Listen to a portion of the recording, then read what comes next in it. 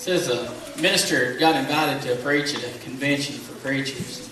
They allotted him about 20 minutes for his sermon. So 20 minutes came and went, and then 30, then 40, then 50 and 60. Dad, you know what I'm talking about. And after about an hour and 10 minutes, the preacher sitting in the front row picked up the hymnal and flung it at the preacher. Seeing the hymnal coming, the man ducked the Frisbee hymnal and it hit one of the guys sitting in the choir loft behind him. As the man was falling to the ground, he shouted, "Hit me again, I can still hear him preaching." So hopefully you guys won't feel that way today about me. And Mickey don't have a hymnal, so we're all right. But this morning I thought a lot about what's God worth to you. You ever thought about that? You ever thought about what's God worth to you? You know, the society that we live in, we put a lot of emphasis on what something is worth, don't we?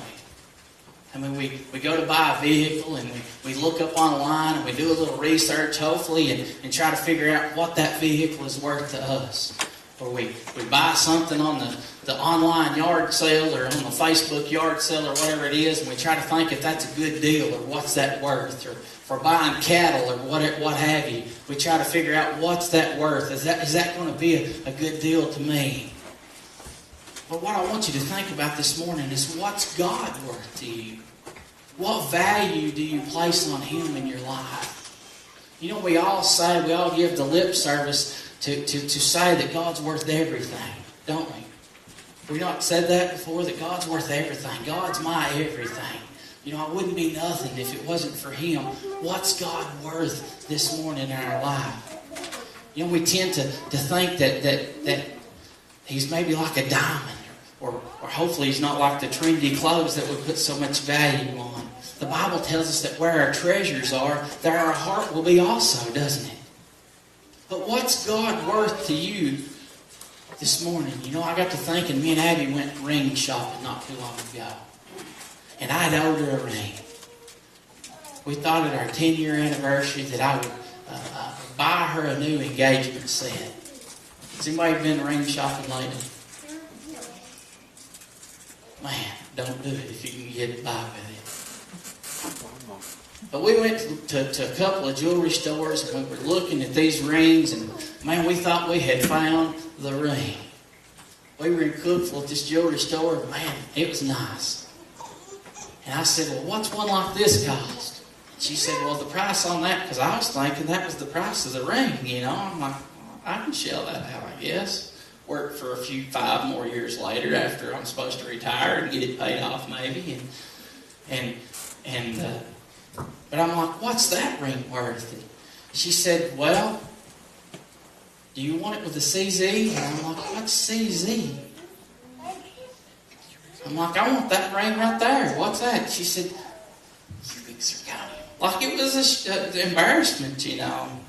I'm like, "So that's not the stone that's in that ring? I mean, that's fake that's in there?" And how would we feel if we know we'd get a hold of something fake?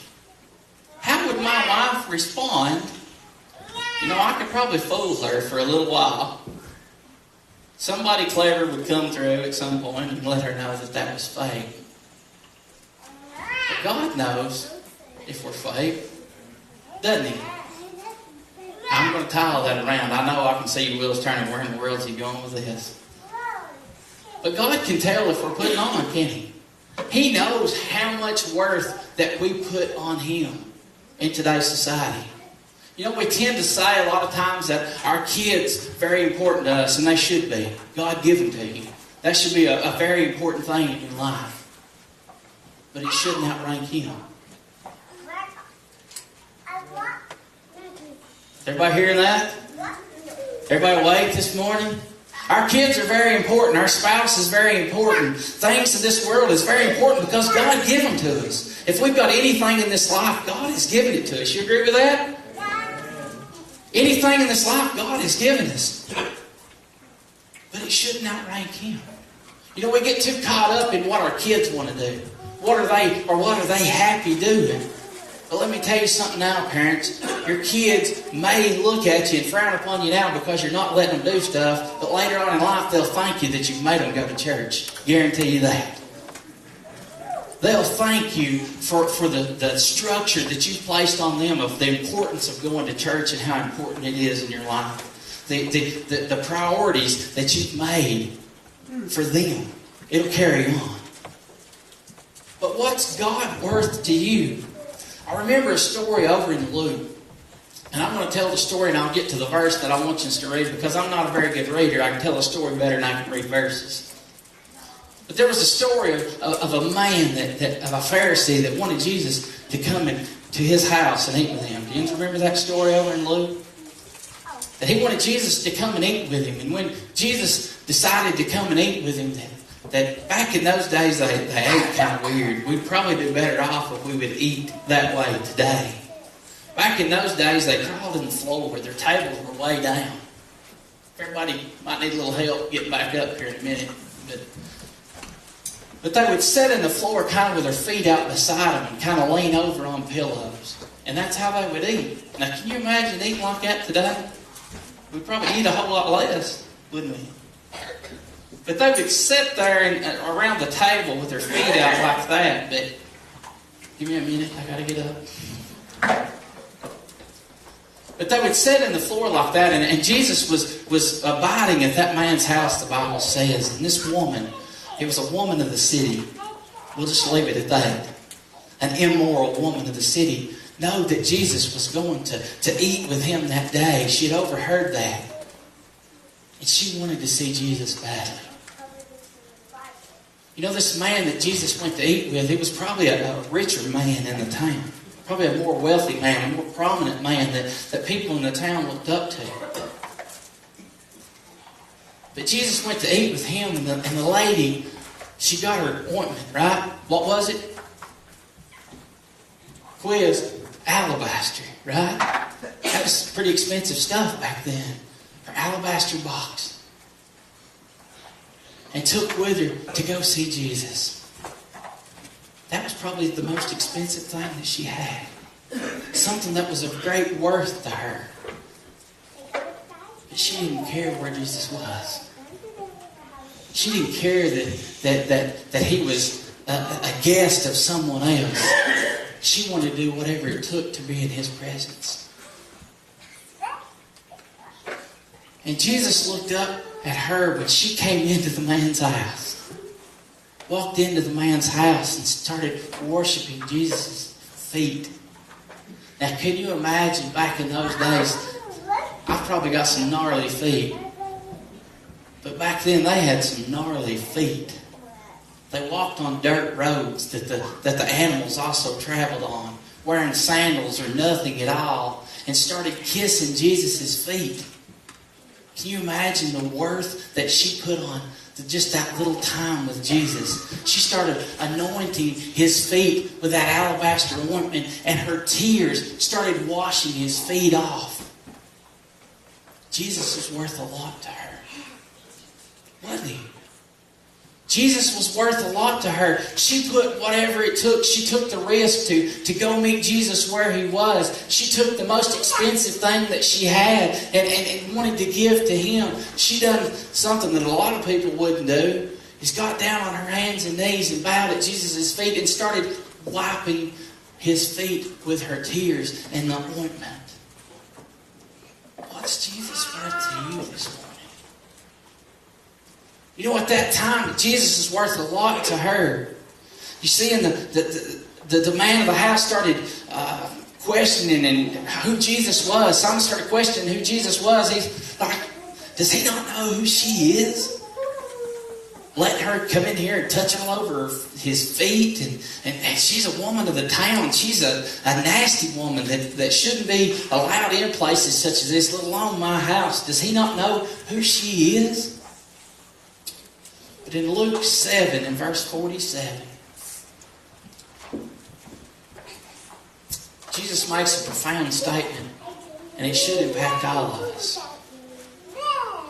Luke 7 and 47, it says, "Wherefore I say unto thee, her sins, which are many, are forgiven. For she loved much, but to whom little is forgiven, the same loveth little." That's a profound statement, isn't it? If you think about what he said there, far too often today we get so caught up on how good of a person is he. We get caught up on, we got to get things right before we can get saved, don't we, sometimes? We get that mindset that we've got to clean ourselves up before he washes us. It's like taking 2 showers back to back. It's kind of useless.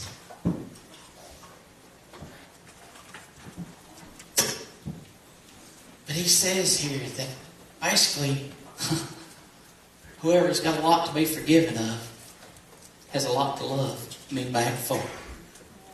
Right? Jesus says, if I forgive a lot from you, you're going to love me a lot. This morning, church,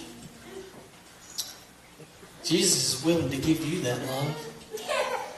He's willing to share that love with you. The same love. Now, we may think that, hey, we've not got ourselves cleaned up enough to get saved or to give our life to Jesus. Let me tell you, there's no better program that you'll get involved in than to get on the Jesus program. We may try to fix things on our own, and these drug and rehabilitation programs, now don't get me wrong, they're good in their own right. But if you get on the Jesus program, you'll get things fixed right. You'll get things fixed right in your life. God's worth a lot to you, isn't He? God's worth a lot to you. How much do we show Him how much He's worth to us, though? We were talking in Sunday school class this morning just about how much that God means to us, but it's just like our family sometimes. The question about what do we expect from people that we love? You remember that question in Sunday school?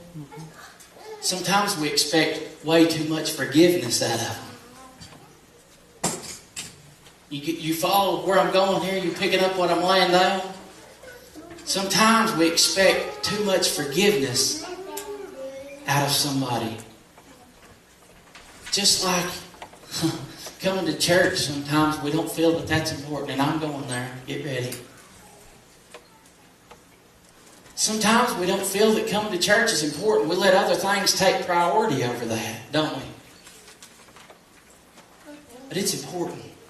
For nothing else, we put everything else aside. It doesn't matter what else is going. And we show God how important He is to us. We show Him how much He is worth to us by putting everything else aside and coming and worshiping Him for the hour or 2 hours, or I may even go for 3 today. No, I won't.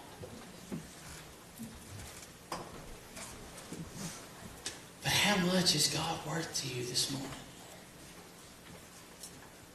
We all say that we could never give back enough for what God has given us.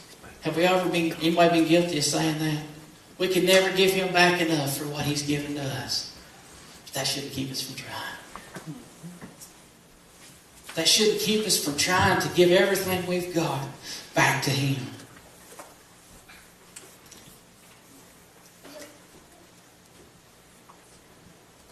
I'm going to ask you to do something this morning, and bear with me. I want you to turn to the person next to you. I want you to say, I'm not nearly as good a person as I want you to believe I am. Now that's hard to do, ain't it?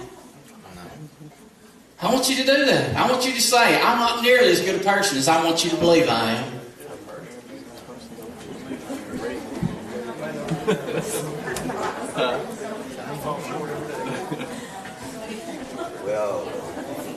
That's a lot of words, ain't it?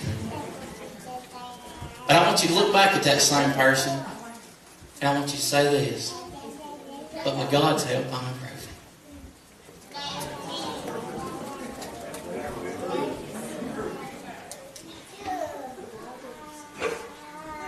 Anybody got anything else they want to confess this morning? But that's true sometimes, isn't it? We want people to think that we're a lot better Christian than we are. We want people to think that we're in a lot better standing with Jesus than we are. But we all fall short, don't we? we all need Him so much more. We all put, with our lips, a lot of value on God. But when the rubber meets the road, is our life showing that we put a lot of value in God? What's God worth to you this morning? You know, later on, Jesus turned to Simon when he said to Simon, He said, let me tell you a little story. Jesus is full of some good stories, wasn't He? And He told the parable of the debtor. You went down there, He said that, let me find where it's at. He said there was a certain creditor which had 2 debtors. This is in verse 41. I'm backtracking, Shane. There was a certain creditor which had 2 debtors. The one owed 500 pence and the other 50. And when they had nothing to pay, he frankly forgave them both. Tell me, therefore, which of them will love him most? Have you ever thought about that? You know, we all had sin in our life, didn't we? We all were falling so short that we realized that we couldn't make it without Jesus. We realized that our life was, as Dad says a lot, nothing without Him. And we had to do something to fill that void in our lives. We come to a point that we had to do something, that just getting by on our own wasn't enough. The struggle of doing it ourselves wasn't cutting it. And we realized that we needed a Savior. We needed somebody that could help us. More than likely in our lives that we had already turned around to people that we thought could help us. And I have no doubt that if I needed help, my mom and dad would do everything possible that it took within their power, and sometimes even beyond their power, to give me help if I needed it. I believe that. But when it come to that, when it come to saving my soul, there was nothing that they could do other than bring me up, to train me up in the way I should go. And that's important. That's what I say is important about having these kids in church, because at some point they're going to realize in their life that Mama and Daddy can't help them with everything. Aunt and Uncle, Grandma and Grandpa can't help them with everything. There's going to come a point in their life where they're going to have to turn around and say, Jesus, help. I've looked for help everywhere else in my life, but I can't find it, and here I am. I'm coming to you, and I'm needing help. Church this morning, how much is God worth to you? Where do you put the emphasis in your life on Him? Where does He rank? 1, 2? Is He even in your top 10? You know, we tend to think, and we all tend to say that Jesus is our number 1 main priority in our life. But does our actions show it? That's not for me to decide. That's not for Dad to decide. That's between you and God. Are things between you and God okay? Has it been a little while since you've had a conversation with Him? As the old song goes, just have a little talk with Jesus. Tell Him all about our troubles. My favorite part. He will make it right. How many believe that this morning? How many believe that Jesus will make it right for you in your life? How much is God worth to you this morning?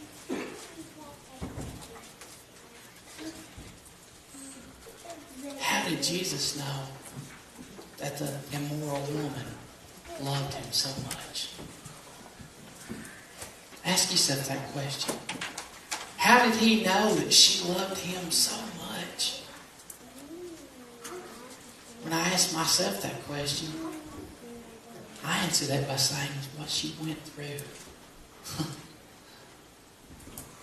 You know, you just want to touch Jesus' face, or touch the scars in His hand, or touch the piercing in His side. and just cry like a baby because I know He done all that for me. He went through every bit of that for me. But she just wanted to touch His feet. That's all she needed, was His feet, to show how much that she loved Him, how much worth that she put on Jesus was just to wash His feet. Probably the loveliest part of the body at that time was someone's feet. He didn't say that He could see it in her heart. You know, we all tend to say sometimes that, well, I meant it in my heart, or I had good intentions, or whatever it was. But hers just weren't intentions. She had followed through. It was more than just words. She didn't just say, but if I can just wash His feet, everything will be better. She went and did it. She went and did it. She had more than just words. She had action. When God is not worth much to us, not first in our lives, we do a lot of things in our hearts or in our lips, don't we? We say a lot of things but don't really back them up with actions. Pretty much that makes us a lazy Christian, doesn't it? That makes us a lazy Christian for our thoughts and concerns and all that to be here, but not in our feet, not in our hands. This morning, are we lazy? Have we gotten lazy in our Christianity? Is our Christian walk becoming more of a Christian talk? Church, this morning, how much worth do you put in God? How much is God worth to you? What would you be willing to give for Jesus today? Have you thought about that? How much would you be willing to give for Jesus today? He doesn't ask you to crack open your wallet, big thing, because I probably couldn't afford it. He doesn't ask of anything other than yourself. He wants you. It's like the old poster with Uncle Sam.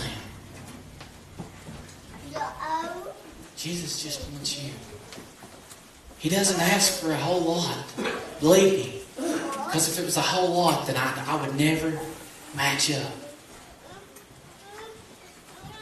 How much this morning as we stand? How much is God worth